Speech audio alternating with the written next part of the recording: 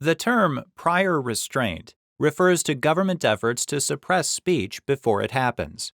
Typical examples include injunctions and licensing schemes.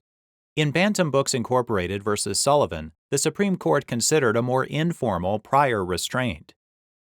The Rhode Island legislature created a commission to encourage morality in youth. The commission's job was to educate the public about obscene or indecent publications that might tend to corrupt Rhode Island's youth, and to investigate and recommend prosecution of violations of state obscenity laws.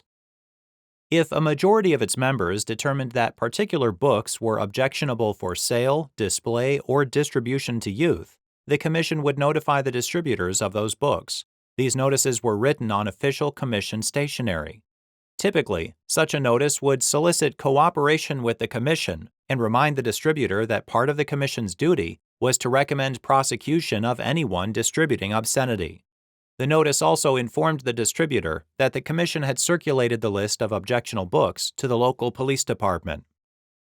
Max Silverstein was a Rhode Island wholesale distributor for several New York publishers, including Bantam Books. Silverstein received at least 35 notices from the commission. Each time, in response, he refused to fill pending orders for the books, retrieved all unsold copies from retailers, and returned them to the publisher.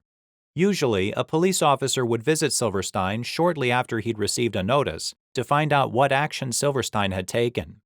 Silverstein cooperated with the commission to avoid prosecution. The challenged books were never seized or banned, and no one was arrested for selling them. But the commission's actions effectively stopped their circulation in parts of the state and harmed the publishers' sales. Many of the books weren't legally obscene. Bantam Books sued the commission's members, including Joseph Sullivan, seeking a declaration that the law creating the commission violated the First and 14th Amendments, and an injunction against the commission's activities. The trial court didn't declare the law unconstitutional, but issued the requested injunction. The Rhode Island Supreme Court reversed the injunction. Bantam appealed to the United States Supreme Court.